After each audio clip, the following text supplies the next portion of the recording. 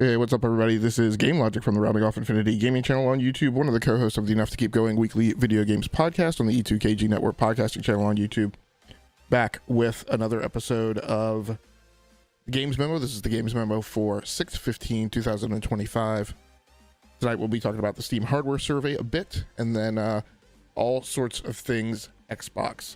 And so, RPG has shown up in chat. For some reason on my chat screen, I said "Ayo" when RPG came in the chat, but what it's showing on my screen is "Come on, RPG." So I don't know if that's some kind of weird autocorrect or something.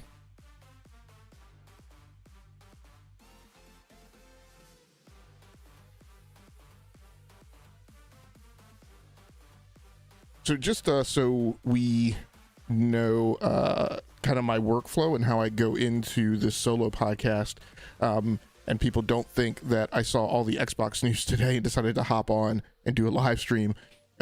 I generally designate, right, because I'm OCD, I generally designate what day of the week I'm going to do the Games Memo as soon as I hang up the live stream for the last one. So last Friday, when I did that episode for 6/12/2026, I got off and I started thinking of deciding when I was going to do it the week following. And I will either do that right after, or I will do it like over the weekend. I have this whole workflow where I decide, what workstation I'm podcasting from, when I'm doing the Games Memo, whose podcast I'm going to guest appear on if I haven't coordinated that, take care of setting up for E2KG, flip some studio equipment around if that works, so I do all this stuff.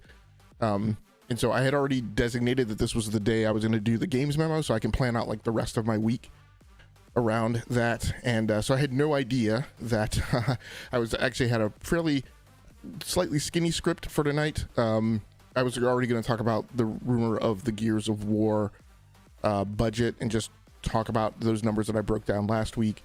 And then the world caught fire today around noon East Coast time, because of course that's 9 o'clock, West Coast time, when they're getting their workday started, or word starts kind of spilling out of maybe initial meetings or emails that have gone around. And so that's where we are tonight. So thanks so much for people who have joined into the live stream. I appreciate you. Without much further ado, let's get to it. So the first news story that we're going to go through is this news story over on Tech Power Up by Captain Jank. Steam survey, increased Windows 11 adoption, AMD GPU detection fix live. Despite having launched in 2021, adoption of Windows 11 has been somewhat slow going, with Microsoft's latest desktop OS only overtaking Windows 10 nearly 4 years after launch and only reaching 1 billion users in 2026. If Valve's Steam hardware and software survey is anything to go by, it looks as though Windows 11 adoption has continued to grow in recent months. The survey results from a 2026 point to a 2.02% increase in the number of PC gamers on Windows 11, with both Windows 10 losing 1.64% and Linux losing 0.53%, despite Valve's ongoing work on SteamOS and the never-ending proclamations of the year of the Linux desktop. And so, if you're not familiar with the Steam hardware survey, RPG88 mentions Rome is burning, which is the thing that I mentioned on Blue Sky tonight, earlier today, because I try on Blue Sky not to get into all of the platform and business model discussion that happens on Twitter, because that makes people feel a certain kind of way, and that's really not, what I'm on Blue Sky for, particularly after having closed my Twitter account. So, but like I said, the craziness of the things I was seeing coming out of Redmond today were just of such a magnitude that I did mention that one liner in hopes that anybody who wasn't in the know and kind of wasn't already talking to me about some of this stuff wouldn't catch on to it and overreact. So if you're not familiar with the Steam hardware survey, when it does move, it tends to move in very, very, very, very small percentages. So these like the 2.02% and 2.7% and stuff, that's not unusual. And so over on the Steam hardware survey page, and these are the results from May 2026, so from last month, And of course, the Steam hardware server is voluntary, right? So you will see it pop up as a thing asking you if you want to participate in it.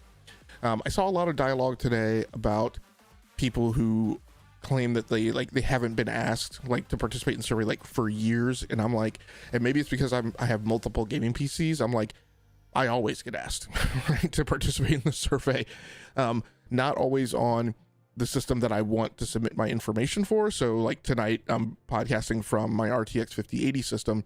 Often I am on a different piece of hardware, and so I don't want to upload those results, although, I realize in retrospect it probably doesn't matter because, I will admit, I don't know when was the last time I got asked specifically at this workstation. I do know that I've been asked at, I think 2 of my workstations. Generally each quarter, I get asked at 2 workstations. I'll see the pop-up alert on one, then I'll see the pop-up alert on another gaming machine.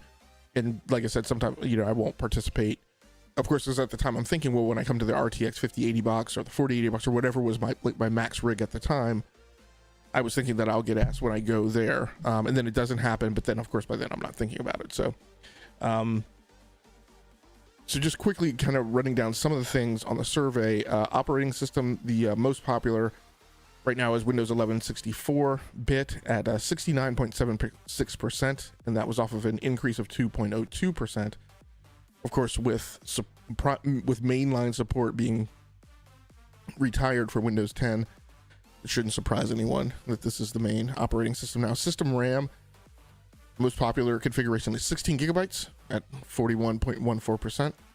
Intel CPU speeds, it's a little tough to tell exactly what chips they're talking about for the CPU speed, so I'm not going to worry too much about that.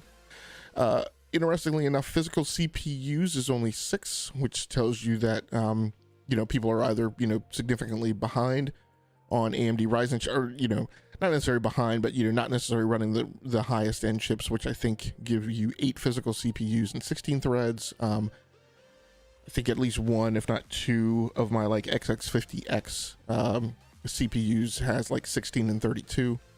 So obviously that doesn't, that isn't the majority of the playing field. Video card description. This is one that I want to dig into.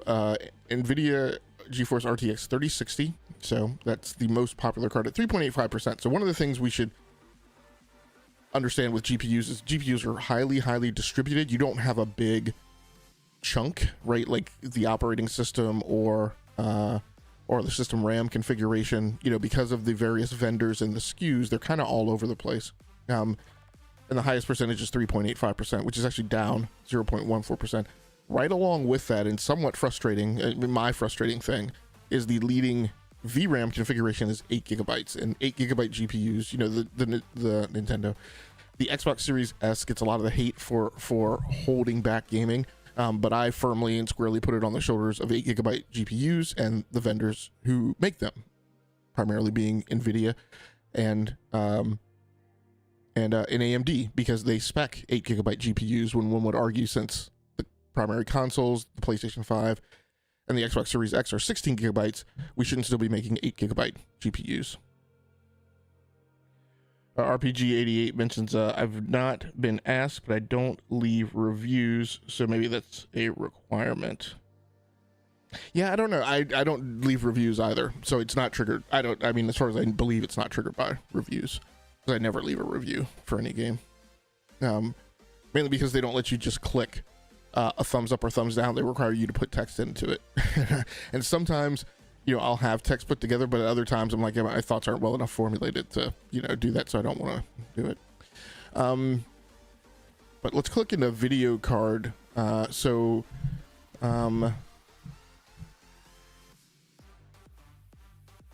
I don't know why these are some weird numbers that I see coming back. Supposedly they're not sorted by percentage, so I don't know how they're sorting them. This is weird. I thought there was a way to sort them, but I don't see a way to do that right now. Okay, so you wind up having to scroll down here. So we know with the most popular GPU being at 3%, I'm just going to kind of take a look at anything. Most things are these very, very small fractional percentages. Interestingly enough, the Apple M2 jumps out at 1.91%, and that's a big number in comparison to the RTX 3080 being at 3%. That's amazing to me, and that what that tells me is that people on Macs are actually playing games. And the M2, I didn't find that to be a particularly performant Apple Silicon GPU. The M5 actually performs excellently. So if you play, Cyberpunk or Resident Evil 4 remake, those two games are very performant, and you get all the bells and whistles on the M5. So if you have made the leap or will be making the leap, that's a chip that I can definitely recommend. The NVIDIA RTX 4060 Ti comes in at 2.32%. The 5060 Ti at 1.95%. The 40, obviously a lot of laptops out there. The 4060 laptop at 3.77%. Again, these are the XX60 series GPUs that were the entry level GPUs for these generations. The 5060 at 2.43%. And there's the 3060 at 3.85%. So I'm going to scroll through and see if I see any more 3%. The RTX 3050 at 3%. Not particularly encouraging. I'm hoping to see some big metal in here clip in at 3%, because now I'm at the point where I'm no longer delving into the twos and the ones. The RTX 4060 at 3.55%. So isn't that higher than the... No, I can't. Now the 3060 isn't jumping out at me. Oh, there it is. It's 3.85%. So the 4060 isn't far behind at 3.55%. And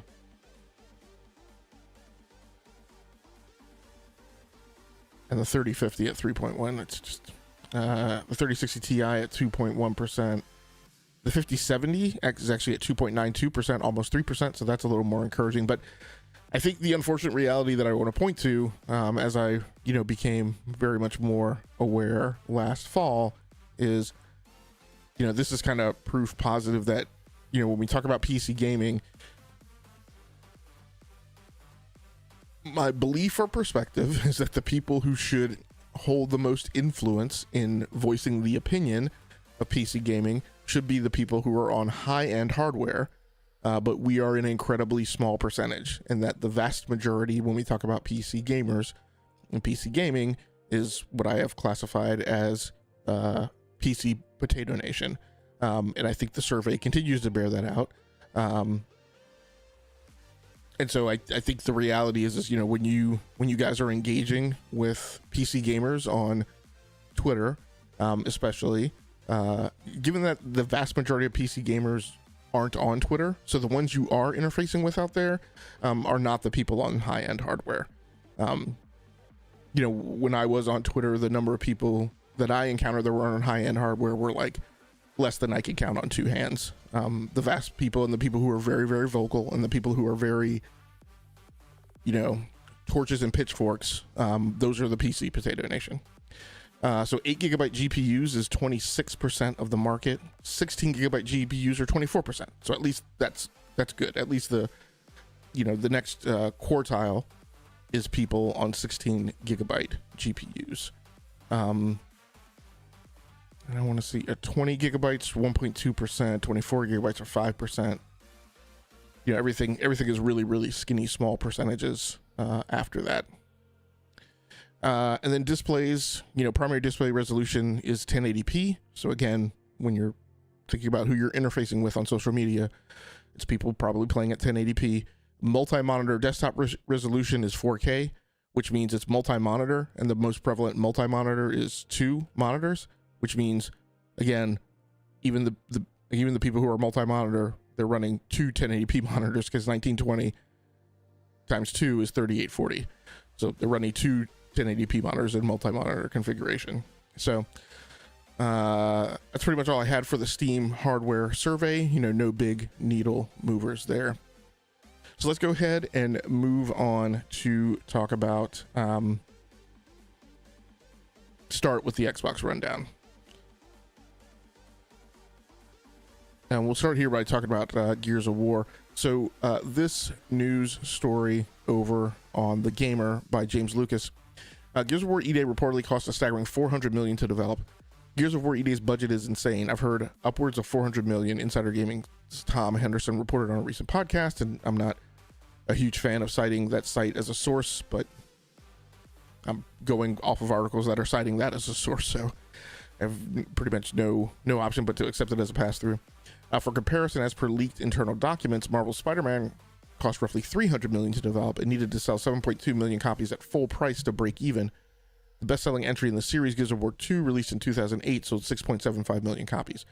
So the best-selling entry in the series, Gears of War 2, undersold Spider-Man 3, which cost more money to make. So one of the things that we'll talk about tonight while we're going through like the Xbox numbers is, so Gears of War E-Day is a game that's being kept a console exclusive, and so its addressable market on console is 35 million-ish people. It's bypassing an addressable market of an additional 90 million customers.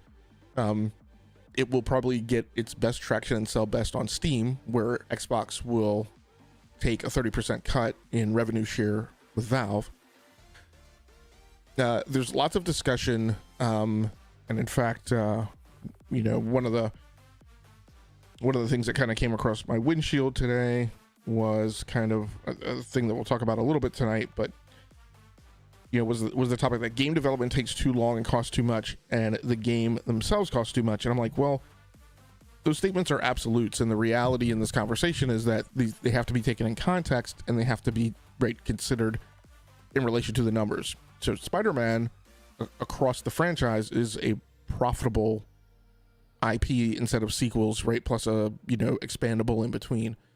So yeah, Spider-Man 2 cost $300 million to develop, but it also sold 7.2 million copies. That project was profitable. Spider-Man was profitable, and Miles Morales was profitable. Really, the kind of flagship example that I like to point to is Ghost of Yotei. And so when I look at this quote, game development takes too long and costs too much. Ghost of Yotei didn't take too long, and it didn't cost too much. It had a budget of $70 million, and it made back the money that it cost to make it by 2 or 3 times over. So these absolutist statements referring to the industry having a problem writ large are inaccurate. They're devoid of nuance. They are typically voiced by people who are not subject matter experts in the field. The fact of the matter is that we have many projects that are profitable. And yes, games take a lot of money to make, but it's not the same thing as saying games cost too much. Too much in comparison to what? It's a matter of whether or not the projects are profitable themselves, whether or not they contribute to consoles sold, if you're a platform owner, whether or not they drive purchase of the consoles, whether or not that then in essence drives CLV, our customer lifetime value, because the person enters the ecosystem, stays in the ecosystem, and buys games, controllers, consoles, etc., DLC, and helps drive the business. And so those are things that are happening on PlayStation and Nintendo. If that is not happening at Xbox, right? PlayStation has an ARPU of $250 or close to it. Xbox has an ARPU of like $47. So the problems aren't the same. And so these generic, watered down, diluted, dismissive comments, right, don't actually paint the picture of what's actually going on in the industry. Not saying that those things are challenges. They absolutely are challenges, and they are absolutely things people have to deal with. But one vendor's problems are not another vendor's problems. James goes on to mention, it's hard to imagine EA surpassing that figure, especially in today's climate. Xbox is in a self-proclaimed hardware crisis due to the component shortage spurred on by AI data centers, meaning the console giant cannot meet the current demand. The Xbox Series X and S is also lagging behind PS5 significantly, with 32 million consoles sold versus Sony's over 75 million. Worryingly, E-Day is an Xbox exclusive, limiting its reach significantly, but even with a PS5 port, it's hard to imagine the game breaking even on that budget.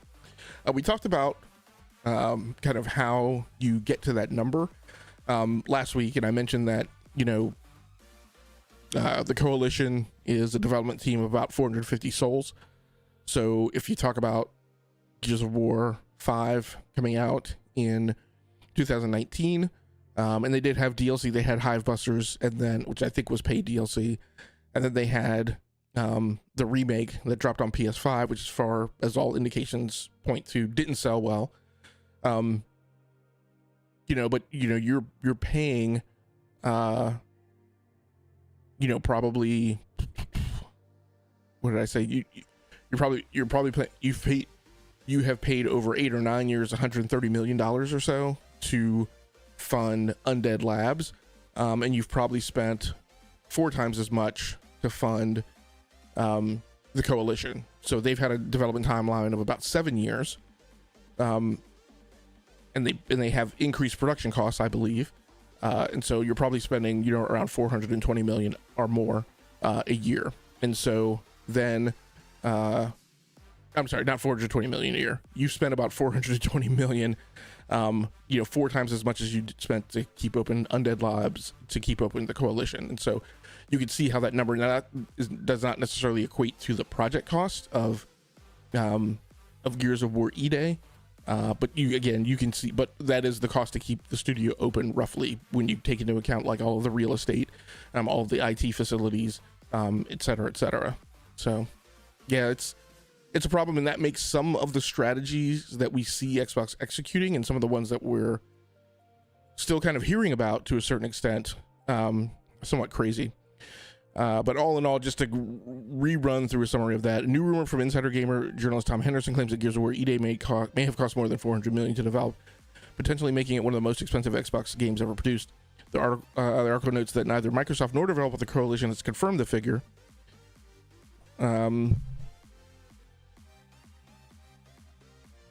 But the reported budget has sparked debate about whether the game can realistically recoup its costs, especially if it remains limited to Xbox and PC rather than launching on PlayStation. The discussion highlights the broader problem of ballooning AAA game budgets, with commentators questioning the sustainability of spending hundreds of millions of dollars on a single title, while others argue that years of development, large teams, advanced Unreal Engine 5 technology, and extensive production values can drive costs to that level. Ultimately, the article treats the $400 million figure as an unverified rumor, but uses it as a springboard to assess the growing financial risks facing blockbuster game development. And that's absolutely true. But when I go back to, again, the comment from an influencer that I read earlier, we need to put these things in context, in that they are not the only things happening. We have the report earlier this year of the fact that I want to say out of like the top 10 games in revenue so far on Steam this year, that something like 6 of them are like independents or like not AAA games. So again, the gaming market is a very broad, very diverse, very rich, landscape of content. And we keep talking about like these case studies of like AAA games being a problem. They're not the only thing happening. But by the same token, vendors and platforms have options to make other types of content that don't pierce this veil. And again, I think Ghost of Yotei is one of those. Ghost of Yotei is a AAA game in terms of the production value that it delivered, but it did not cost $200 million or $400 million. And I think vendors have an option to do that, and to create games that sell really well, or at least are profitable in terms of the project. So let's go on and start talking about the things that happened concerning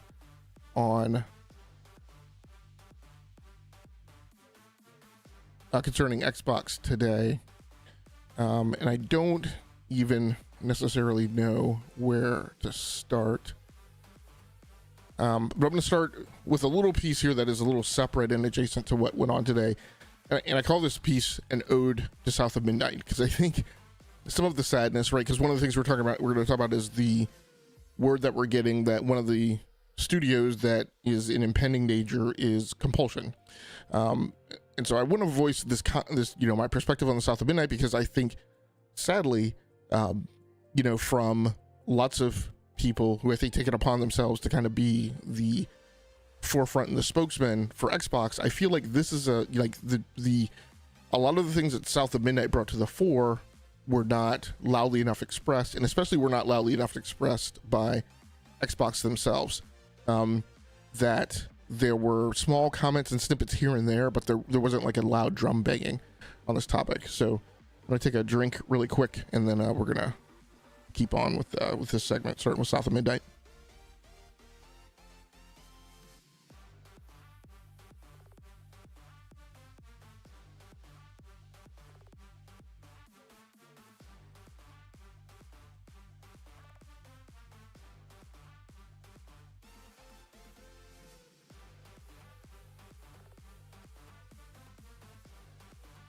So my comments on South of Midnight. Now, the main thing about South of Midnight, which Xbox failed to over-communicate, and I'll put Sarah on the block for this too, was that it was a culturally significant game, ethnically and socially important, and brought weight and gravitas to a culture that is interwoven and creates part of the fabric of American mythology, a thing which our country in its youth has lost most of its literary education efforts to emphasize. It was arguably one of the most intellectually and artistically significant titles of our time, a title that needed to be made. Backed by an OST, by an original soundtrack that was equally significant and important. While I am pleased Xbox greenlit it, by not being loud about these factors as loud as they should have been, while going around talking about bullshit like spending airtime, talking about how exclusives are antiquated and how the industry should be following the lead, voice tracked by the third place competitor, Xbox was not good stewards of the IP. After they had published it, hit the check mark for what their subscription service needed, and kind of kicked the baby out of the cradle. So hopefully someone will pick up the IP and carry it forward. So the news today, actually the news didn't even start here today. I mean, the first thing that I saw that came across my windshield today was that Craig Duncan had left. Craig Duncan was the head of Xbox Game Studios, which means by and large, and I'm simplifying it, by and large was the person in charge of the studios that were not under the Activision Bethesda publishing arms umbrellas. As far as I can tell and believe, I think that was the position that Matt Booty occupied before he was raised up to become a member of the GLT, the gaming leadership team, alongside Sarah and Phil, and then eventually became a C-level officer under Asha Sharma. So and he did not, so Craig Duncan did not directly succeed Matt Booty. Someone was in that job, I think, after Matt, and then Craig walked into it. In addition to that, the chief of staff of Xbox Game Studios, I think the name is Louis O'Sullivan, also departed today. And when I say departed today, that's a very generic term. I don't know if they dropped their letters of resignation today, or if they dropped them 2 weeks ago and decided to leave today, or what. But then we started hearing talk of the studio closures. And you can take the departure of Duncan and O'Sullivan as you want to. You could consider it convenient timing. You can consider it, it's just the end of their careers and they wanted to move on. Maybe. I don't necessarily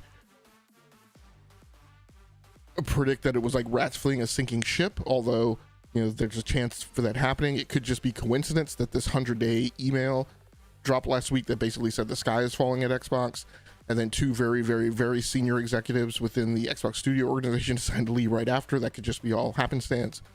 I tend to probably point the finger largely at somewhere between that and the fact that Microsoft right now has a voluntary separation program going on. And so I think the formula is something like, if your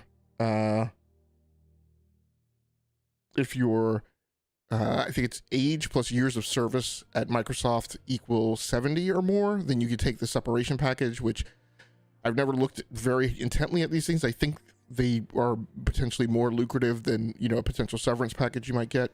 Mr. Throwback 5 pops into the chat and mentions Game Logic. What's up? So thanks so much for swinging through, Throwback.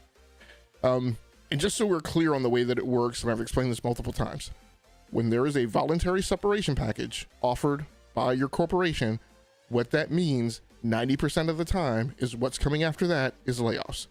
And just so you understand the inside baseball of how this works, because these are conversations that I've been in, there is a number of people that need to be let go. Let's call it 4,000. There's a voluntary separation package that comes out. And the way the storyline goes to management is, if they meet all the numbers that are needed from voluntary departures, then nobody will get laid off. But if they don't meet that number, then the balance will come out of layoffs. And so if 4,000 people are needed to go and 2,300 take the voluntary separation package, that means there's going to be a round of 1,700 layoffs. That's just the way that math works, and just programmatically, that's how it comes down, right, at large corporations. So you can pretty much anticipate that, there's lots of rumors today that layoffs are coming. Layoffs were kind of alluded to in the 100-day email from Asha Sharma.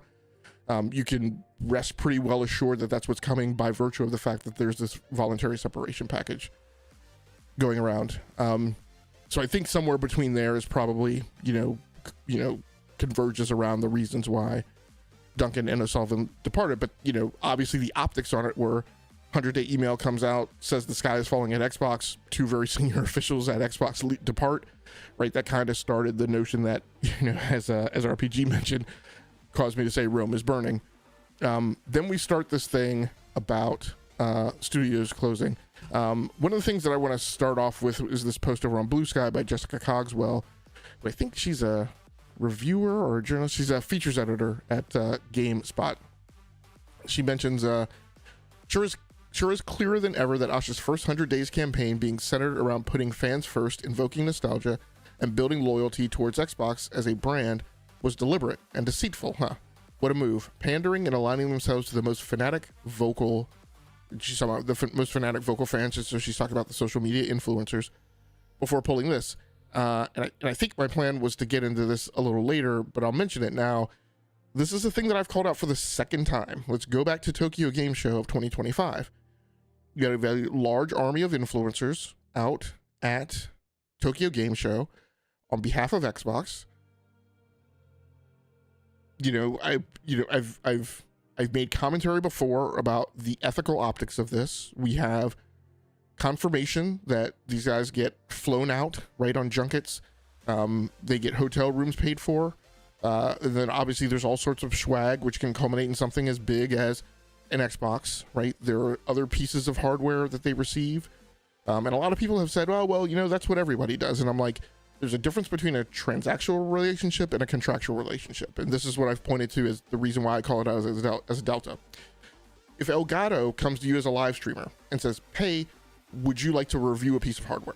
Or like when I've reviewed like Cosmeo laptops from Toshiba or mice from Razer, right? Those were one-off things, right? Hey, would you like to review this product?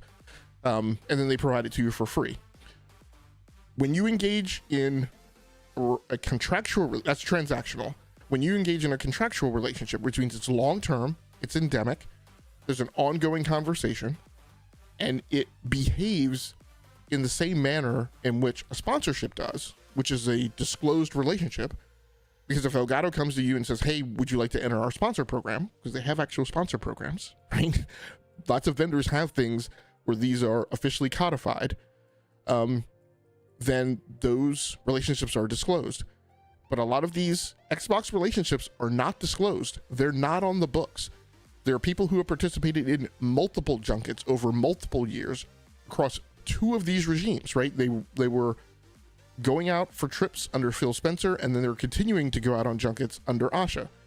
When there's a relationship like that, and then these people are on social media, they're on YouTube, they're flouting the value, right, of this vendor's products, and they're not disclosing that they have some type of ongoing contractual transactional relationship with them, that to me is a problem.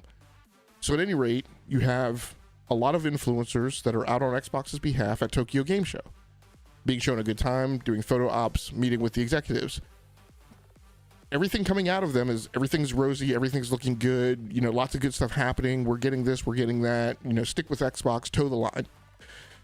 And then they come back and Game Pass goes up by 30%.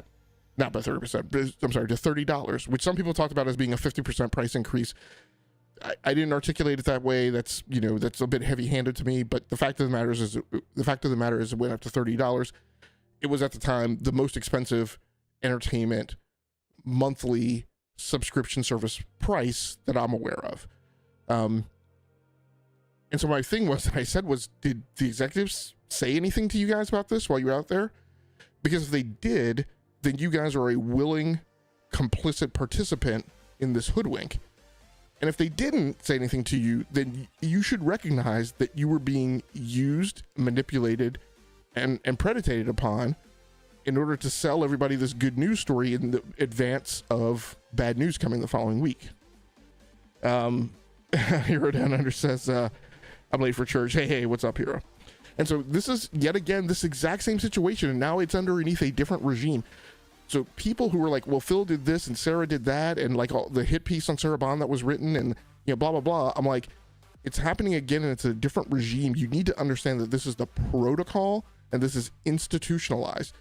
Way back in the day, we used to talk about, I'm gonna forget the acronym. I think it was Engender, Embrace, Extinguish, and it was something like, or befriend, degenerate, so something like that. But it was basically become friends of these other partner vendors, become their buddies, make them feel like they're your friend, embrace them, create a partnership or a teaming agreement with them, and then Sherlock their tech and get rid of them, right? That was ingrained in the Microsoft way of doing things. And so if you haven't gotten that this protocol, that this, quite frankly, manipulating and predicating upon the influencers to get them to evangelize the brand, and so that they can get a pass on the bad news that follows. Like, if you don't understand that, that's a problem. And so here we have the exact same thing. You go out to Xbox Fan Fest, you get the rah-rah and the pom-poms, you get this Fan Fest facility, which many journalists have come back saying it was ostentatious, it was decked out like the Palace of Caesar. They hand out 25th anniversary Xboxes to a lot of the fans, and I don't know, I will admit, I don't know right now. So the people who did not get Xboxes were journalists, so there were media. There was a separate, like, less valuable swag bag and things like that for media, and then fans got like more, highly valued stuff, and were people who got the Xboxes. So the media did not get Xboxes. I do not know today how influencers were codified. I don't know if they were counted as media or if they were counted as fans. Maybe they were counted as media, and so that would get a pass. I struggle as I sit here tonight to believe that they were counted as media. Maybe they were. Again, I'm not on Twitter, so I haven't looked to see whether or not anyone has like posted pictures of having 25th anniversary Xboxes. But of course, we know like Project Helix swag got sent out, and like this is the thing that I talked about with Project Helix too, right? It's insane to me. You're sending out swag for Project Helix for a piece of equipment that's not even defined yet. Its spec hasn't even been finalized. You haven't even determined at the end like what its capabilities are. You're sending out the swag again to get people to like pump people up and lather them up about Project Helix. And this week, the Xbox senior leadership team, which now it's the SLT, it's not the GLT, and there's more of them. I think there are like 7 executives right in the leadership, so there's literally more of them. There was no chief strategic officer like Matthew Ball running around and doing interviews post showcase, right, until Matthew Ball got hired.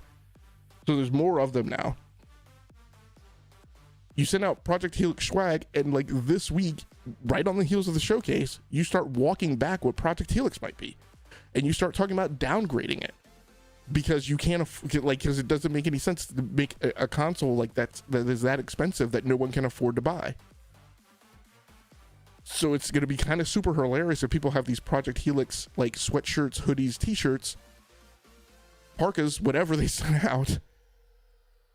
And Project Helix is like not a very powerful device and is really kind of a nothing burger when it lands. It's crazy to me. But my feelings about what Jessica said is Jessica's spot on. And I called it out last week that once again, just like at TGS last year, the influencers are out there with the SLT right in their face, shaking their hand, whining and dining them. Have you tried these grapes? What about that wine? Oh, here's the 25th year anniversary Xbox. All the while knowing every last scrap of data and detail in that day 100 email. The email drafted, and that was probably sitting on Asha's laptop while she's whining and dining and entertaining everyone. And not one word that they would be saying the sky is falling 48 hours after they left them in Caesar's Xbox Palace. So again, I go back to while these people were out at the showcase, the SLT knew all of this information. The fact that component prices had quintupled or quadrupled or whatever was the case since last fall, that's not you don't just find that out like the week before the showcase, right? Somebody didn't just drop that clandestine email in your inbox while you were out right, at Summer Game Fest. You knew about that. And you probably knew about it when you sent out the day one email. This is the other thing that I point to. The $20 billion spent, invested beyond the Activision Blizzard acquisition. That's not new. That didn't just get figured out last week. The supposed voice track was that Asha Sharma spent months doing turnover with Phil, starting last fall. So certainly there would have been a walk through the financials. Certainly both of them would have sat down and done some type of turnover discussion with Amy Hood. So certainly those figures were known. They weren't new. She just told you last week. But the point is that I'm winding up to is that this whole thing of day one email, rah, rah, rah, return of Xbox, here's a new boot up logo. We hear you about exclusives. To day 30, we're talking about exclusives. We're revisiting our strategy. But I also see our studios are doing a lot of bad stuff and are not particularly efficient, and we're going to have to do some changes. To day 100, oh my God, the sky is falling. We only make 3 cents for every dollar of sales. This has been carefully constructed because none of this stuff was not known until the day 100 email came out. It's been known the entire time. Incredibly manipulative and incredibly predatory.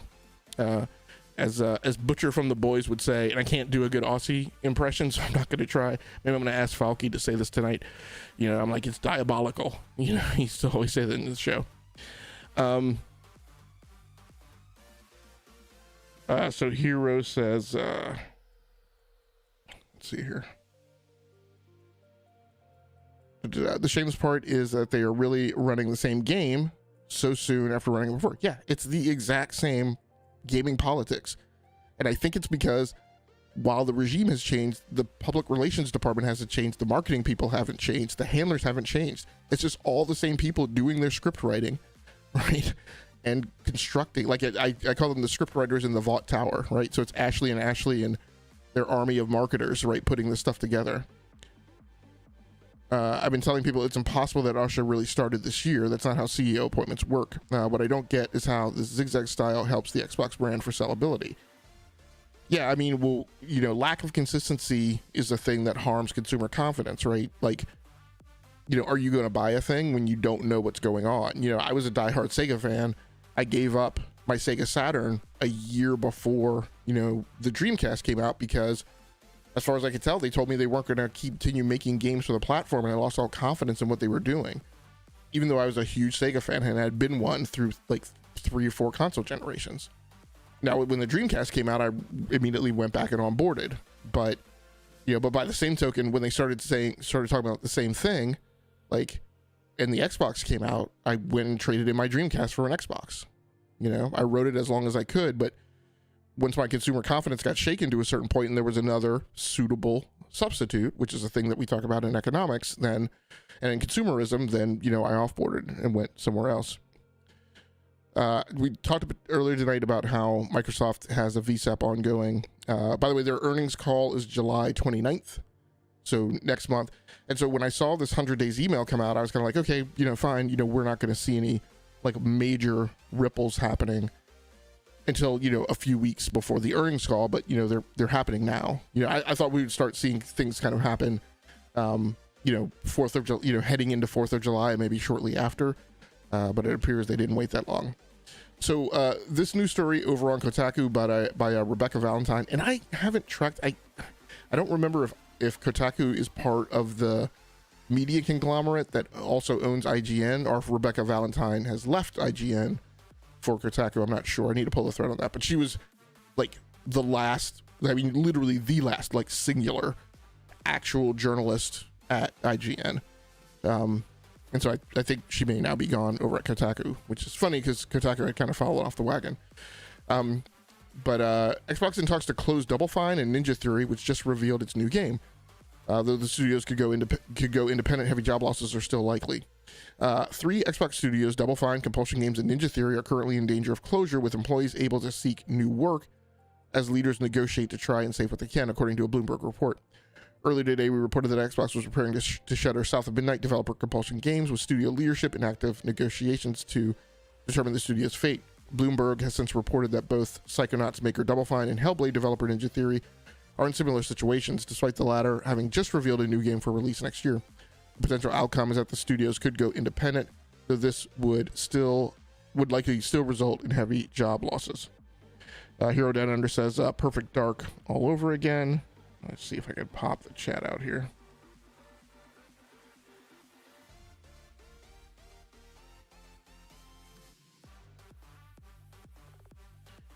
Yeah, hopefully make that a little more readable.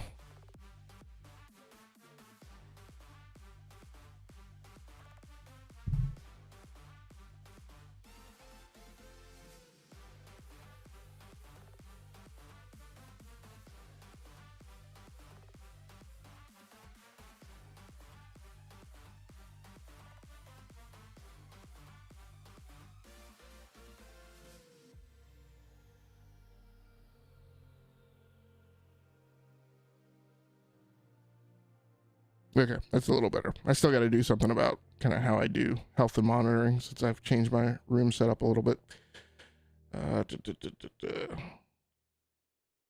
Mr. Throwback, big Sega fan here too. Master System, Genesis, Game Gear, and Dreamcast.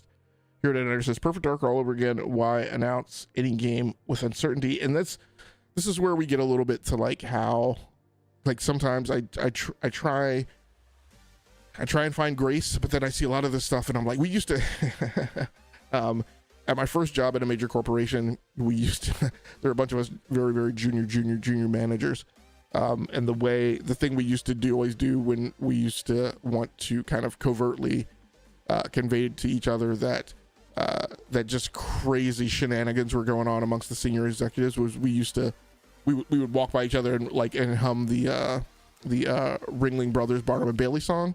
So we would just say do do do do do do do, and that's what this kind of feels like, right? It's like the Keystone Cops. It's like you do a showcase, you show games that are theoretically coming from studios, and then you turn right around. Like, and again, you know that these discussions are happening before the showcase goes down. Like, you have to.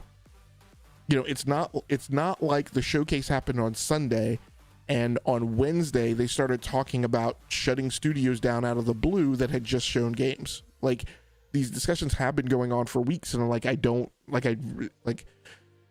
maybe it's a conscious decision and choice. It's like a damned if we do, damned if we don't. Like, what are we gonna do? Like, not have a showcase, like not show games. But again, it's just madness that you know. And I've talked about this before, how you have teams show games at a developer direct or a showcase. They're proud of the work that they've done and that they put together, and then you put it like in literally like. I mean, the word that we heard today was that Compulsion Studios team got called into a meeting and we're told on Monday that today that, you know, their studios is likely to be closed. And I'm like, that's just crazy. And it's just, and I go back to tell me that you don't care about your people, right? There are certain basic things that you do in caring for employees. There's a certain amount of dignity that you try and, you know, but you know, they were told today, hey, you guys can shop for new jobs. And so this is another thing that we talk about. Like, we're going to talk about a lot of the different possible outcomes of what may happen.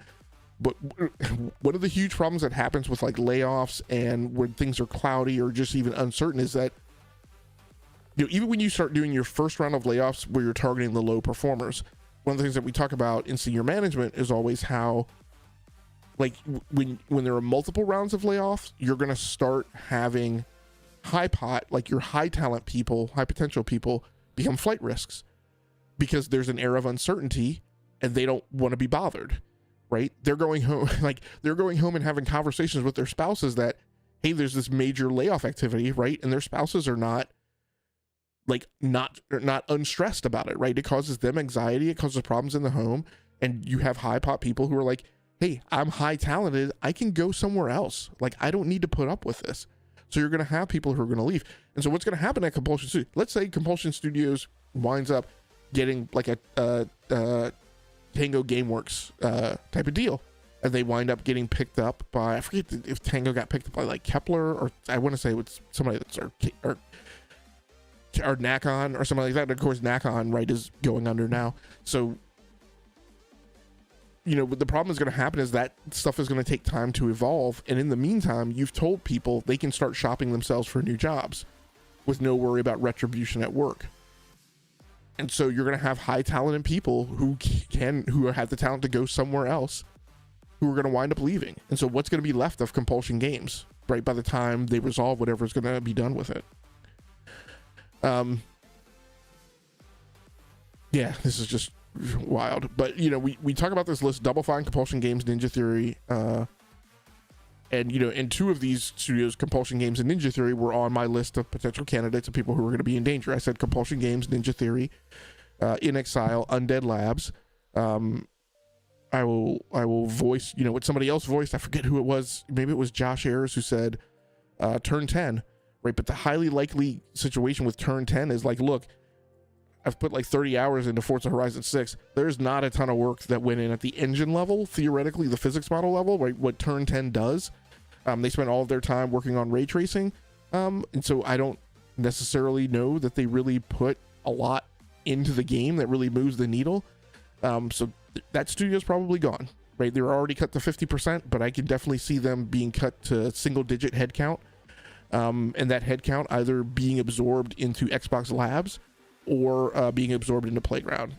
Being absorbed into Playground, it seems natural, but with Playground being in the UK and most of those employees being over here, I don't really know if that's what would be settled. I mean, and then those people need a place to sit, so I think it's more likely that they'll be absorbed in Xbox Labs.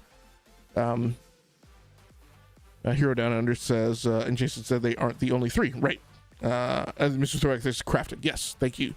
I knew it was one of those, like, the publishers that I was thinking of.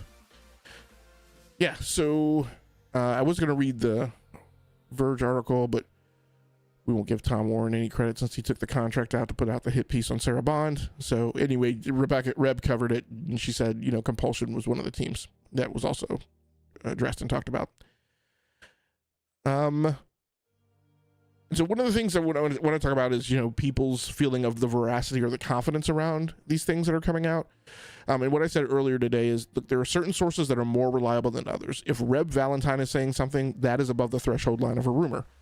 You know, there were lots of people who, when the word started going around that PlayStation games was not, we're going to stop going to PC, and felt that was a rumor. I said, look, the sources for that are Jason Schreier, Nate the Hate, and Sneaker SSO. And I'm like, when you have a convergence of a perfect storm of like three relatively reliable sources, I'm not saying those sources are perfect, but they're largely reliable. And so when you have three people corroborating that, then that pierces the veil of like a rumor for me. You know, when Jez Corden says something, that's basically a junkyard tire from some kid in a mailroom. Like don't pay it any regard. Like, don't give it any credence. It's a 92% chance that it's wrong. But, you know, when some of these other people, right, say things, and again, I don't know that you take any one of them at face value, but when they're all corroborating and concurring, then I think that's something you pay attention to. You know, so why is Xbox having these discussions of restructuring and other things that's going on? Again, I'll go back to something we talked about last time. They're making a 3% profit. So in the walk up to the ATVI acquisition, right, from the hearings, I think the quote from Phil Spencer was double digit. I put that at 12 to 14%. Was what their profit margin was at just before the acquisition. Now they're down to 3, which means that has been a decline right from that point. I think they initially pitched up maybe a skosh higher, like to maybe 15 or 16% right after the acquisition, maybe. But it's been in a slow, steady decline since then. It's 3 cents. You know, they're making 3 for when we have this figure of, you know, how much money do you make for every dollar of sales that you put through, which means how many dollars of sales do you have to make to actually make like a certain amount of money, based on, you know, subtracting the cost of goods sold or COGS from that figure. We talked a little bit about Undead Labs, right? $130 million to fund Undead Labs over 8 years, 9 years before State of Decay 3 is out the door, and that's almost a decade that it's taking them to turn games around, right, for consoles. So they started development on this before the Series X hit the street, and by the time they get the game out, the Series X will have been on the market for 7 years. So like that's a problem, right? That of things that they need to address. So that's not necessarily explicitly the budget for the game, the project budget could be something different than that. And so funding that studio is also a matter of like, benefits, fringe, overhead, facilities, IT, right, the cost through the 9th year. But that $130 million is before I add all of that. And so that's for a studio of about 120 people. The coalition is 4 times the size of Undead Labs, and E-Day will be exclusive. So 4 times the cost for Undead Labs, plus Unreal Engine licensing cost to Epic. And remember, the way that the licensing works on Epic there's an upfront cost, and then once you like crest a certain number of sales, then like the percentages go up. So that's a chunk that's going to come out of whatever they earn on Gears of War E-Day. So I think I did the math when it's going back to the Gears of War budget. I think when I did the math and softened the straight linear due to ramp, because Coalition is not 450 heads, full time, right? They're probably down to 250, 300, and then they ramp as they get into production. I hit like a $200 million budget for straight development costs for Gears of War E-Day. But then you add pass-through for mocap stage time, sound stage time, and when I say pass-through, that means those are facilities that are on Xbox, but you wind up, like, somebody's got to pay for them, right? Like, those studios are, like, those facilities are manned by people, staffed by people who get paid a salary. And so, that money's got to come from somewhere. And so it's likely allocated right to project costs, right? Some type of pass-through rate in what we call, again, like I talked about last episode, unburdened labor. So then you add pass-through for mocap stage time, sound stage time, any outsourcing, and marketing, which I strongly suspect is mixed into this $400 million rumor, and I can see how that gets close. Now, when it comes to marketing, the accounting for marketing is different than capital expense for development and doesn't get depreciated and amortized the same. So in true financial sense, it's not as impactful. I don't really know where the marketing costs are for Gears of War E-Day. A tile in the Game Pass UI doesn't cost them anything. It takes money to make showcases, for sure. Maybe that figure is in there. Probably the most significant thing is whatever they pay to Valve for premium placement on the digital storefront. So it's kind of funny. If you go to the PlayStation store for their games that they put on PlayStation, you would notice that the Xbox games are often in the top tile of the store. That space does not come free. Like, PlayStation doesn't do you a solid. You're like, oh, your game's so good, we're going to put it on the... Like, you're paying for that. Just like vendors used to pay for positioning on the end caps in grocery stores. And so, right, maybe that money is in the marketing budget, too. So probably the most significant thing is whatever they pay to Valve for premium placement on the digital storefront. My main suggestion being that they have P&L problems in program operations, right, in funding projects, regardless of the marketing. But sure, the marketing definitely adds extra cost. Hey, Ramon Terrell comes to the chat. Thanks a lot, Ramon, for dropping through. I appreciate you. Some of these things that I pulled into my script are things that we had earlier conversations today about. So I'm sorry if you wind up hearing them for a second time. I go back to, I think, something that I said about, like, why are these guys doing exclusives? Like, why are you at a 3% profit margin and then you're talking about you're struggling with growth and people aren't buying your consoles and it's taking you 5 times as much money to even make consoles? So why in the world are you doing exclusives? And so the wackadoodle thing is that when it comes to these exclusives, I don't think it's about revenue or depreciation of development costs, etc. At least not directly. While they have said we want people to have a reason to buy an Xbox, they have not very loudly said these exclusives are being designated to sell consoles. At no point can I remember that it's been loudly proclaimed that, hey, we're keeping Gears of War exclusive to the Xbox in the hope that that sells more Series X's. We're keeping Clockwork Revolution exclusive to the Xbox because we hope that that sells more consoles. I can't find the quote right now, but what they have said is that the decision to go exclusives, to bring exclusives back, was about honoring the investment fans have made in the ecosystem for years and giving them something to resonate in the brand. In other words, giving the fans something to make themselves feel good. And I personally think this is a problem. I don't know that you run a business as a charity, right? I don't know you run a business based on giving the fans a solid. When you are in the dire straits that you're in. And we talked about last week how for any other company, most of the time when you're hitting something crazy like a 3% profit margin, you're at a point where you're starting to look at bankruptcy, you're starting to look at insolvency, right? You're like, you have a problem. You're like, I don't think you're not at the Apple point yet where you're worried about how you're going to make payroll, right, the next Friday. But I think you're damn close, and most especially you are vulnerable to something out of your control upsetting the apple cart. Ramon Torres says, Always good to actually hear it, though. I love the learning. Thanks a lot, Ramon. Appreciate it. And so it was very much more about quieting a very loud online social media presence, which is kind of what Jessica said in her post on Blue Sky today too. So it's much more about quieting that loud online social media presence than dollars and cents. Giving away 25th anniversary Xboxes, let's say if they do that at every FanFest World Tour event, which is 8 events, the one in the US was like 300 plus units that they gave away. That's running you up towards a $2 million bill. And on top of that, they're decking out these Xbox Fan Fests, as I mentioned, like the Palace of Caesar. Like, it's just crazy. So I don't see where this makes a lot of sense, and it doesn't make it like the 3% margin is unexplainable. Like, if you're like, the thing that's crazy is, you know, it's kind of funny that in the social media space, there was all of this thing about like Totoki, Nishino, and Herman Holst about, you know, all of these things that they supposedly said, you know, it's not Herman Holst, but, you know, Totoki, right, because they were falsely attributing manipulated interpretations of like what he had said. But one of the things he said was, you know, basically we're going to tighten up our belts operationally, and they were leaning in, you know, specifically with reference to Bungie, we're leaning on Bungie to cut its operational costs. And I go back to, you know, and yes, you know, it's kind of funny, but I go back to the Halo 2 days when they were doing developer diaries for for Halo 2, when they were under Microsoft. It was like one of the first times that like developer diaries had really gone up, you know, on websites and things. And like literally, my joke used to be, I literally, like, they're talking about Halo 2 development so much, I literally know what the Bungie team is having for lunch every day.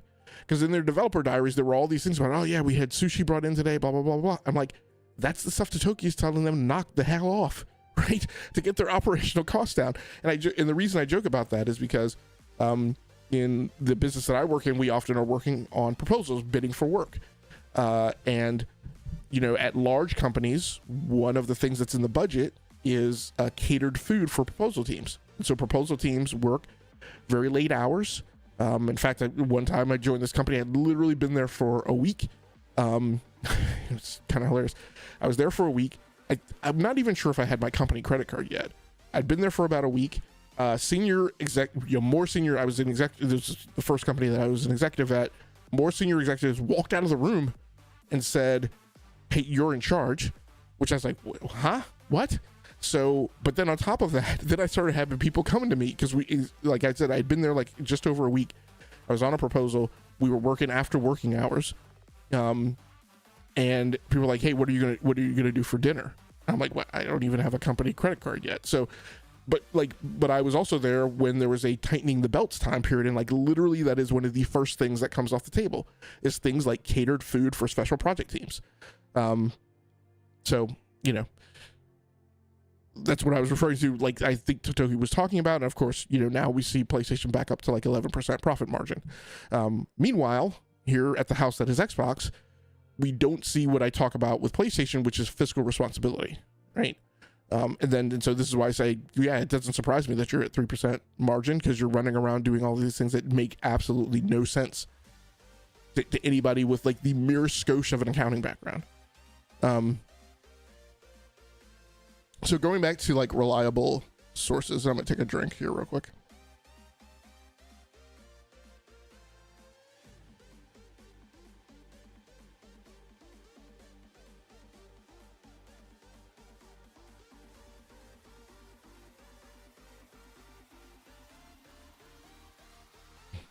So Ramon Terrell says, I saw some rumor that they're already looking at how to reverse the exclusivity of those two games, but don't take too much stock in it. People probably just talking. Yeah.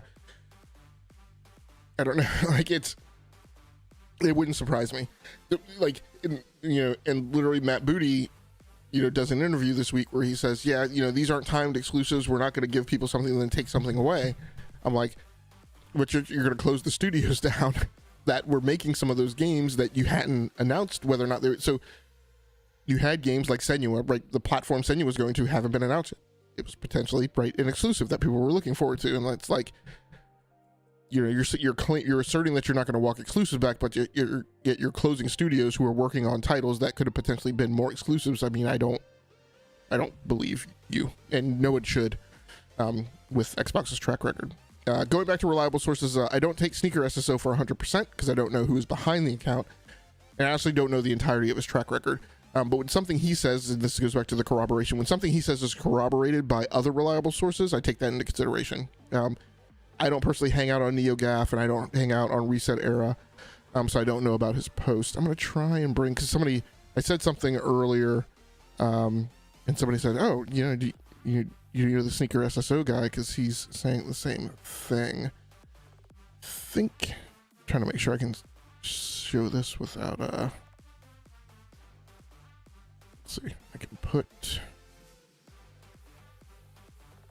Discord back in. I think I can put it back in streamer mode.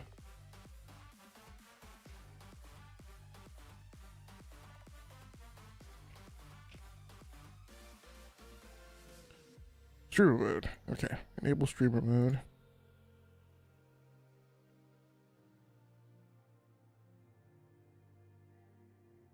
Okay. I think I was keeping everybody's information hidden anyway. Well, not really. Okay, well, I'll just read it. I won't bring it up on the screen. So Sneaker over on NeoGAF was asked, how do you read Nadella's comments on the Xbox becoming sustainable after 25 years of subsidization? We'll talk about Nadella's comments here in a minute.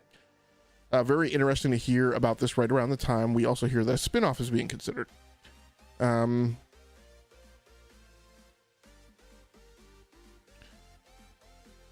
So Sneaker SSO said, how do I read it? Pretty dire. There's an air of finality to it that just has never really been there when speaking about Xbox by Microsoft leadership. So he's saying that he reads Nadella's comments as an escalation about, from how dire he's talked about it being before, which hasn't been very. Let's assume that the Xbox has had brief moments of profitability.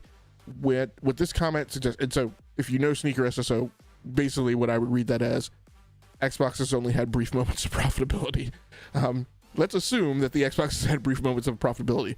What this comment suggests is that for its entire history, all of Xbox, the brief moments one could argue was profitable or sustainable, which I think also alludes to when Phil Spencer was saying Xbox is sustainable and Xbox is profitable, those were moments in time. So he could have said that like in a quarter in which that was true, and then it could have gone right back the opposite the next quarter. The brief moments one could argue was profitable or sustainable versus the rest of it, all of it was subsidized, meaning that if Xbox had to stand on its own, it wouldn't have. And I talked about this last week a little bit. I said, in the topic of an Xbox spinoff, keep in mind that one of the things that will happen is all of the things that Xbox gets pass-through costs on, meaning if it even pays for them, it's getting an unburdened labor rate. But I highly believe that a lot of the things that they are not paying for, like their Azure workloads, they will have to pay for that as a commercial customer. In terms of cloud spend, meaning that if Xbox had to stand on its own, it wouldn't have, and that's a harsh truth that many at Microsoft, fans of Xbox as well, have long wanted to shy away from. Instead, the promise has always been some decision now that will finally pay off someday. That there must be ever-increasing amounts of investment to reach this promised land that simply has never arrived before. When Satya says a comment like this, there is a weight of history that is on it in a way that has never really been there when speaking of Xbox. I think there was some optimism that was inherited when Sharma took over from the old guard, projections and ideas that simply could not square with the investment that it would require, much less the accounting that was finally catching up to the entire division. It was easy to make some proclamations of support in the early days in the face of not really understanding what the finances actually were. I know for a fact the true picture of their financial situation really didn't enter the discussion until 3 or 4 weeks ago, maybe a touch more, and the slated layoff round predates even that, and predates Sharma when even entering the picture. So, again, the notion that there were going to be layoffs was already being laid on the table before Sharma took over. And the coalescing of the reality of the financial situation that they were in hit a month ago, which would have roughly been, I'll just call it a month before the showcase. So they showed up at the showcase, they were physically at FanFest with full understanding of where they were financially and full understanding of what they were going to have to say following the showcase. I know they are under no illusion that the entirely fan service pleasing exclusive talk was nothing more than a show for convention season. Already there is talk about how to reverse course on it. There's a sustainable version, so Ramon, like what you heard about, there were like at least part of that is being corroborated by Sneaker SSO. There's a sustainable version of gaming at Microsoft. What studios they are, what initiatives they are, what IP they are. Those are the questions Microsoft is now answering. In regards to what they should keep above all else, it's what happens to anything that falls out of that, the unsustainable portions, as it were. That's the real question. And like I said, I kind of speculated last week that, a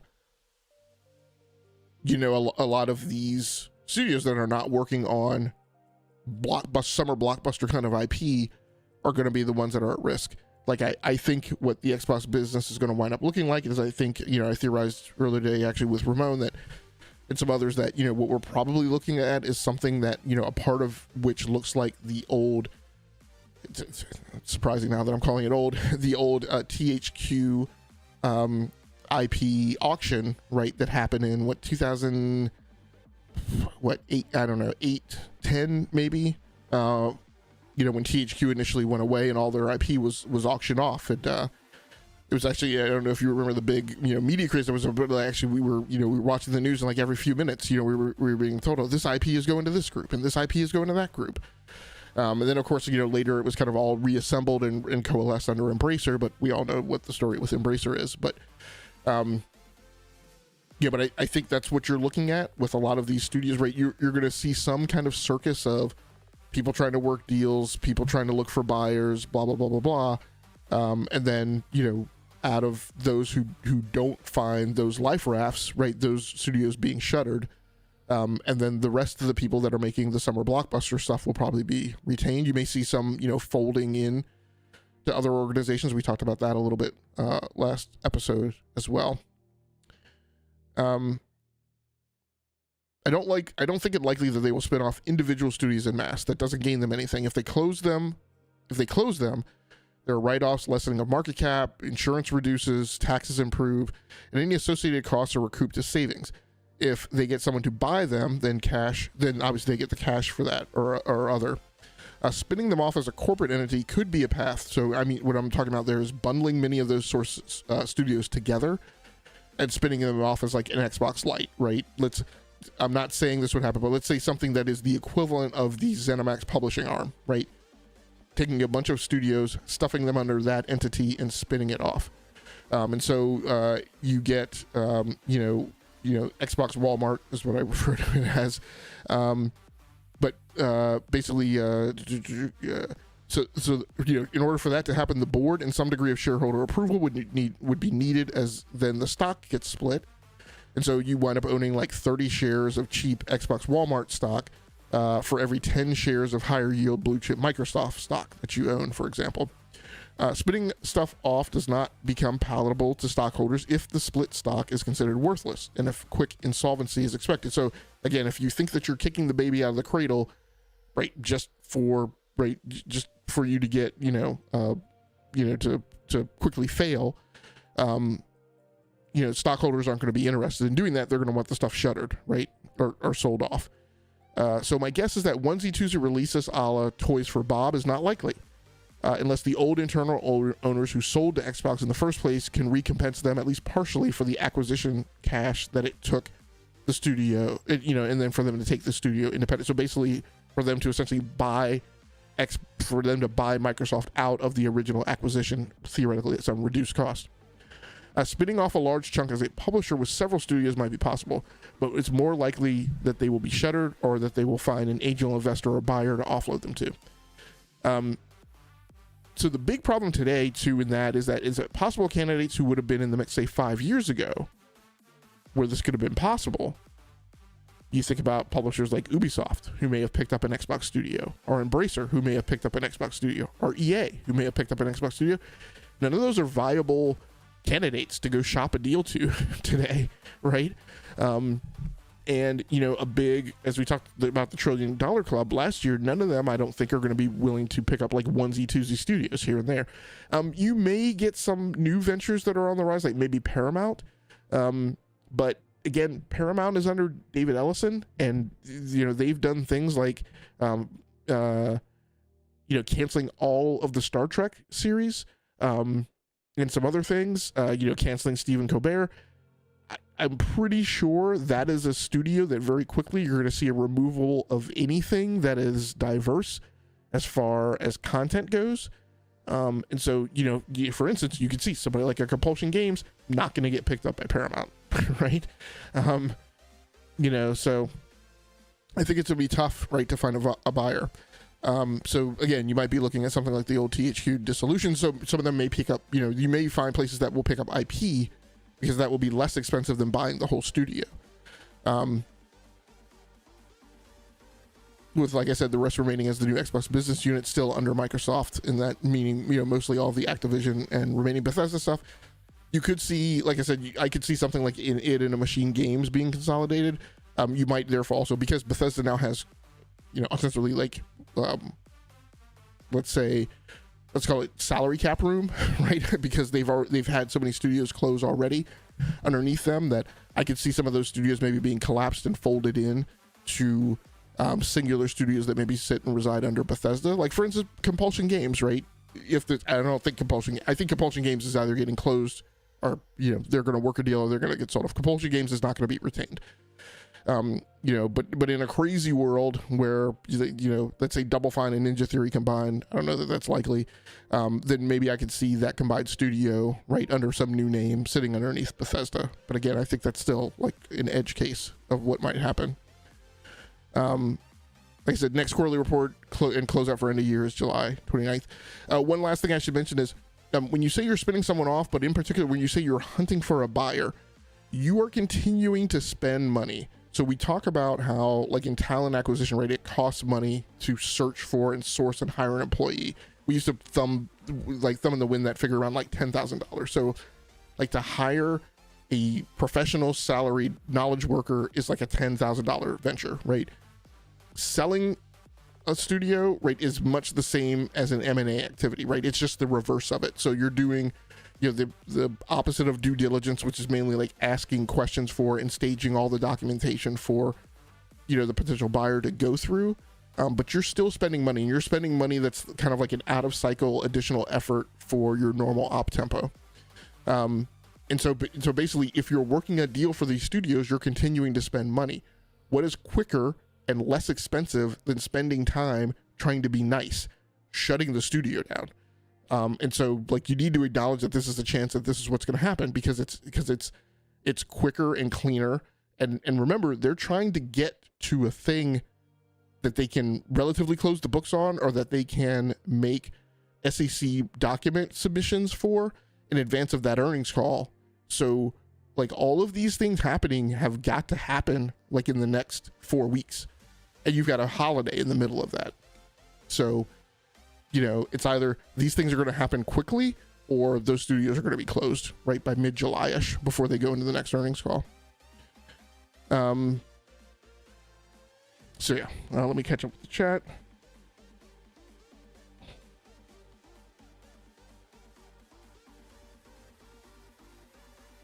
Roman Terrell says, owned by Microsoft, they seem to behave like the rich kid that doesn't know how to do more with less. Yeah, there was a post on Blue Sky about I forget the analogy, but he was like, I continue buying these studios and they continue to be eaten.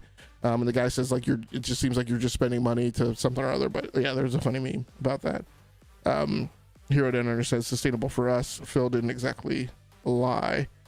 No, I didn't say he lied, but what I'm saying is that what Sneaker SSO alluded to is that he might say in a quarter, this thing is profitable, and that might be true for that moment in time. And obviously what he's selling is the wolf ticket that the entire invention is profitable long-term. But the fact of the matter is that they could have easily been churning, right? And been profitable 1 quarter and not profitable 2 quarters, and then profitable a quarter and then not profitable 1 quarter, right? So that's the point of what Sneaker SSO was pointing to. I have plenty of objective forensic evidence where Phil Spencer lied, so I'm not worried about pinning that on him. What I'm saying is that, he is sometimes guilty of lying. He is all the time guilty of being disingenuous and non-transparent, and having something hidden behind his back and giving away an illusion of a picture of a thing that was not necessarily what you were buying into. Ramon Terrell says, I feel like we're all gathered around Xbox listening to the beep of life support before they turn off the machine. I guess these studios probably have until June 30th. Yeah, I hope they have I think they have a little room into July, but yeah, it's going to get critical really fast. I do want to talk about Satya Nadella's comments. So this news story over on WCCF Tech by Alessio Palumbo. Microsoft CEO Satya Nadella says Xbox has finally become a sustainable business after 25 years of investment. So as incredulous I was about some of the stuff that I heard today coming out of Xbox leadership, the comments from Satya, like this is the time, and I only saw this like on my way home. I think as I was packing up to come back to do the podcast, these were the things that really made me angry. So WCCF Tech, the article says, the week that ends tomorrow easily ranks at the very top when it comes to the sheer amount of public statements made by Xbox and Microsoft executives in the span of a few days. Through a series of interviews, Xbox CEO Asha Sharma and Chief Strategy Officer Matthew Ball, again, this stuff has been premeditated and was planned, and it was known that this is what, right? The voice track of what was going to be put out this week was known while they were shaking hands and kissing babies at the showcase. Through a series of interviews, Xbox CEO Asha Sharma and Chief Strategy Officer Matthew Ball outlined a bold plan to rescue the division from its low margins and the potential spin-off, joint venture, or sale by the parent company. Yesterday, in a video interview with Hard Fork, Microsoft CEO Satya Nadella claimed no one could accuse the company of not having invested in Xbox throughout the 25 years. Except the problem is in that 100 days memo, I'm pretty sure that Asha Sharma said something about not having invested fully in creatives, right, for their big IP. So, again, voice tracks seem a little bit out of sync. Not hugely, but that is an instance where, Satya is being very emphatic that no one can claim that they accuse the company of not having invested, but, Asha is saying there's an instance where you didn't. So then he goes on to say, but now, the time has come to make it sustainable and monetize the content. And this, hero, is where I go back to the Phil statement of Game Pass is sustainable, Game Pass is profitable. Satya clearly didn't believe that before, because he's saying that the business is not sustainable now. And he's saying that they haven't been monetizing the content. And again, I go back to Phil Spencer's comment that Game Pass is sustainable and profitable. And I won't drag everybody through the total cost accounting discussion that we just had last week. But here's the problem. Here's right on the nose the problem. Let's say that the budget for State of Decay 3 was $150 million, based on the numbers that we crunched last week. Let's say that the budget for Gears of War was the $400 million that they proclaim. You're keeping Gears of War exclusive. You're putting it on a console where the vast majority of people will consume it in Game Pass. So let's say that those are costs, right? Those are costs that you now have to, which you've amortized and you've spread throughout a number of years, and now you have to depreciate those dollars, right? In some equivalence to the revenue that you're recognizing. Well, the revenue that you're recognizing when the game is sold is $70. So for every game title you sell, you take $70 off of that $400 million budget. $530 million collective, right, between State of Decay 3 and Gears of War. When someone consumes that in Game Pass, you are only monetizing that capital investment you've made for pennies on the dollar, because you are taking the cost of what it takes to make the Game Pass business go, and you are allocating that against all of the content that's in there.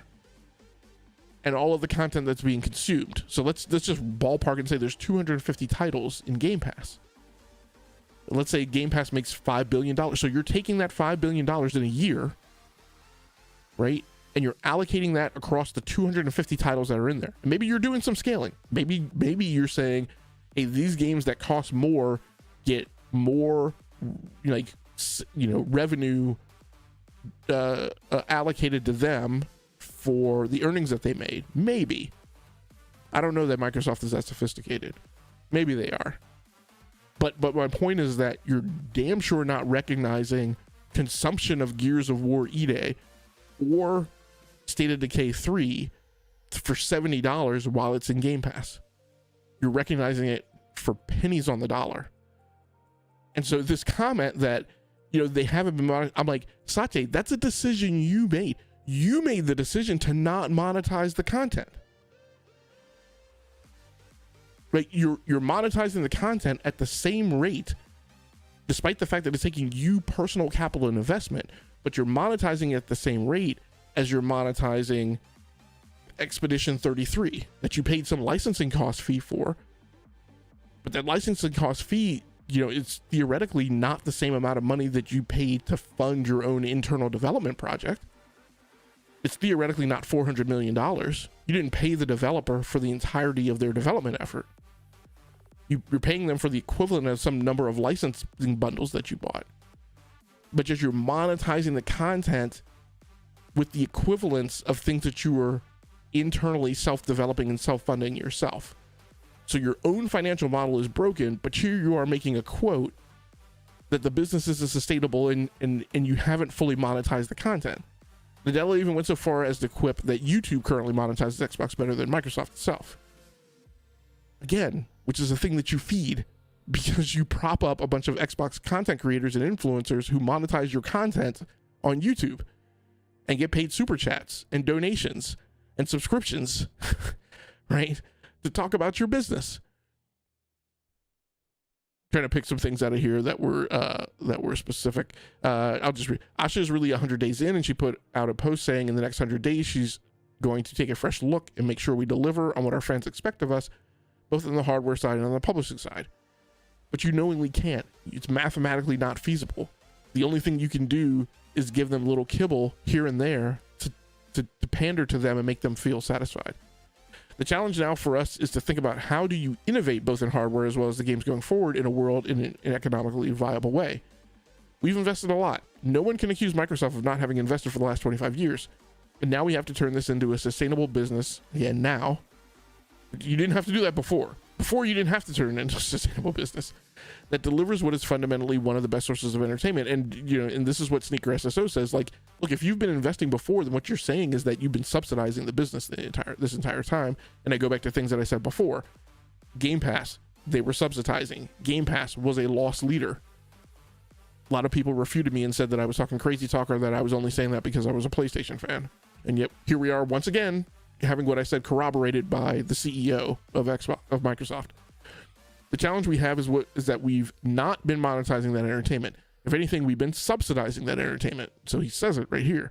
In fact, there's more monetization of Xbox happening on YouTube than on Microsoft.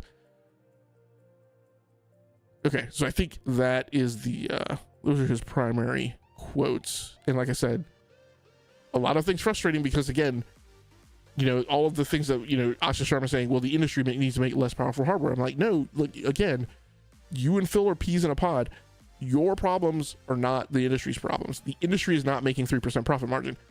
Capcom is an incredibly successful company, is making money hands over fist, is making good profit, and they are selling games that demand a lot of performance. Like, you're not going to run Dragon's Dogma 2 on a potato. They are dependent upon the industry making powerful hardware to run their games on RE Engine. They are not running at a 3% profit margin, and their problem isn't hardware, right? Granted, they're a publisher, but they're making partnerships and having a relation with PlayStation and Nintendo to field hardware that is in the PC industry, to field hardware that supports the games that they need to make. So if your problem is hardware, then maybe you should stop making hardware. Maybe you should damn sure maybe not give it away at Xbox Fan Fest. So last thing I want to talk about, and I think maybe, mainly we've sent this up tonight, but, breaking several Xbox, this post from Jason Schreier over on Blue Sky, several Xbox studios, including Compulsion, Ninja Theory, and Double Fine, are negotiating with Xbox as they try to avoid closure. Some or all could spin off. A lot still in flux as many studios remain unsure about what's happening. So again, and this is the environment that I'm like, and during this time, right, you're expecting these studios to put games out. You're expecting 343, who I would be highly worried about what the heck was going to happen to me if I was a developer at 343. You're expecting them to put out Halo Combat Evolved next month. you're expecting Epic, the Coalition to get Gears of War E-Day out the door. You're expecting In Exile to get Clockwork Revolution out on time in this era of uncertainty underneath your umbrella, when people are being told that, even studios that have pipeline aren't necessarily safe. I want to say that one of the things that I'm happiest about at this point is, I have not heard the name Obsidian come up in any of these conversations. Double Fine is on this list. This is one that I think I mentioned last week that I can't believe that Xbox would shutter that studio. And I hope that they would find a deal. My concern is, quite honestly, I don't know that Tim Schafer has the will to foot another studio again and take them potentially through a lifetime of constantly negotiating with publishers for a deal, constantly crowdsourcing. I just don't know if he has that fire left in him anymore. He has creative fire. I don't know that he has studio ownership fire left anymore. So quite honestly, I hope that the thing that happens with Double Fine is that they get sold and acquired by somebody. I would love to see them being picked up by maybe Devolver. I can't recall what Annapurna's situation is now. I know that the Annapurna that we have today is not the same as the corporate entity that we had of Annapurna of yesterday. So honestly, the Annapurna that published Stray is not the Annapurna that we have today. It was spun off and split, and then out of the split, the studio side of it I think was dissolved, and then this new thing has been reconstituted. So it's almost, I think it's almost like a GSC Gaming World type of situation. So the corporate entity that's Annapurna today is different, the one that's publishing games, because the other one I think does movies now. Well, they did movies before, but I guess it's now split. But the main thing is I'm not clear if that new Annapurna owns studios. But I feel like Double Fine, I feel like those are one of two places that Double Fine should be, is they should be, at Devolver or Annapurna. So, we will just have to see. Okay, one more round of catching up with the chat, and then I'm going to get off because my eyes are watering and driving me nuts and I can't see anything. Let's see.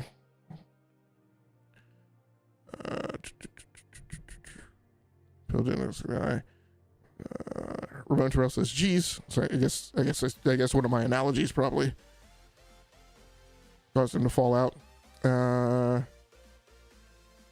guess these studios probably, okay, yeah. Hero says, yes, I get it. It seems irresponsible if they didn't do weekly financial modeling and follow the trend line quickly.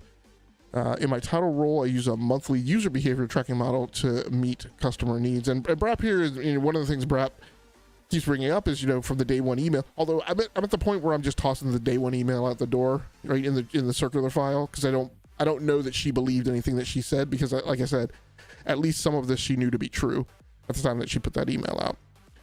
Brap says, sucks to be here that Double Fine is on the chopping block. Listening to the gaming industry is in trouble. Real Nate. So sorry, Nate, you're showing up here at the end, but I appreciate you coming through. Hero Down Under says, I thought Annapurna was the same in games and movies. Yeah, they used to be, and like I said, I want to. So there was some type of falling out that they had with their employee base at some point last year, and then I think I thought they had an amicable. Not an amicable. I thought they had an actual antagonistic split. See if we can get an AI response here. The entire 25-person publishing team at Annapurna Interactive, the video game division of Annapurna Pictures, right? So those were the two divisions, resigned in September 2024 following a dispute with owner Megan Ellison. The mass exit happened after Ellison abruptly pulled out of negotiations to spin the gaming division off into an independent company. So that's what I'm saying. So there was a plan for them to split up, and then Ellison pulled out of it. Here's how the situation unfolded and stands. The walkout president, Nathan Gary, and the rest of Annapurna Interactive staff handed in their joint resignation, leaving the company without a publishing team to manage its slate of indie games. Following the departure, Annapurna rehired co-founder Hector Sanchez as the new president of Interactive and new media to rebuild the team. Impact on Games, Annapurna released statements assuring that they would honor all existing contracts and keep current development and publishing projects on schedule. Future of the developers, it is important to note that the developers who actually create the games, like Blue 12 Studio, the makers of Stray, remain completely independent and were unaffected by the publisher's internal restructuring. So one thing I want to know is, where did the employees go? Yeah, where did Nathan, Gary, and those employees go?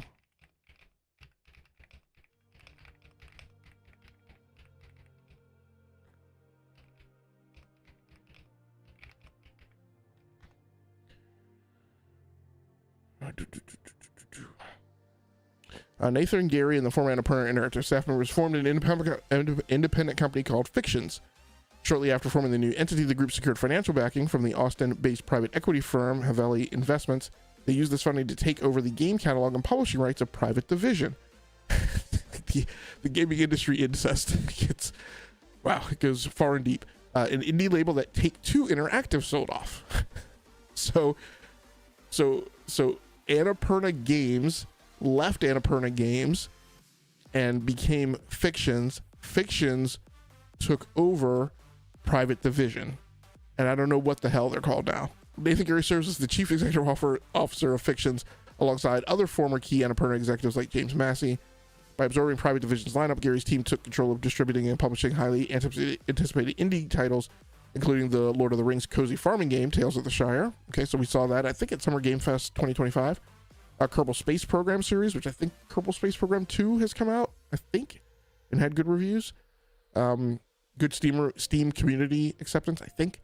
And an unannounced project from Pokemon developer Game Freak. And I thought that project, so are they producing Game Freak's new game that is like the Souls-like?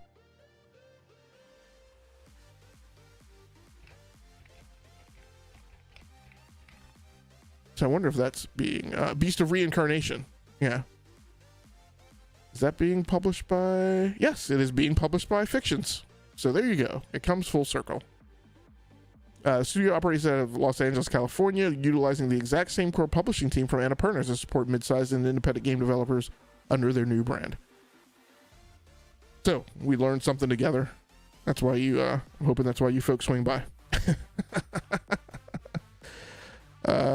Perhaps it's time for a rant. Yeah. So yeah, it's pretty crazy. So that's all I have tonight. We wound up going an hour and 40 minutes. I had certainly planned on keeping this shorter. But thanks so much for everybody who swung through the live chat. Thanks so much, Ramon Terrell, Hero Down Under, RPG88, Mr. Thoback, and Brap for swinging through. Hope I did not forget anyone. I'm not sure exactly when next week I'm going to do the next games memo, but we have the rest of the week, off. And in fact, if you are a viewer of Enough to Keep Going, this is the first place that I will also drop. We are also not doing our regular show on Sunday night because it's Father's Day.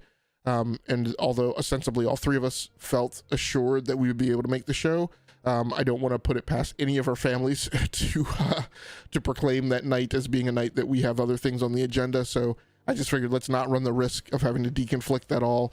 And so we will do that show on Monday, the 22nd.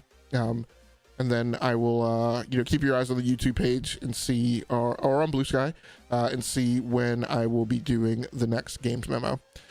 So thanks so much for everybody who came through. For anybody who happens to swing by and watch the archive version of this live show on the Rounding Off Infinity Gaming channel on YouTube, I appreciate you. Please feel free to like the video and subscribe to the channel so you can just receive a notification whenever I post new content. Hopefully, gaming gods, we will not be talking about Xbox next time. So until next time, take care of yourselves. Stay safe out there. Play the games you like. Come here to talk to me about the games that you love. Once again, my name has been Game Logic from the Rounding Off Infinity Gaming channel on YouTube, one of the co-hosts of the Enough to Keep Going weekly video games podcast on the E2KG Network podcasting channel on YouTube. Until next time. I don't think I'd say until next time a second time. I've somehow screwed up this outro and gotten it wrong in my head, but I will figure it out. Until next time, good night, good luck, and good gaming. That's going to do it for me. I'm out of here.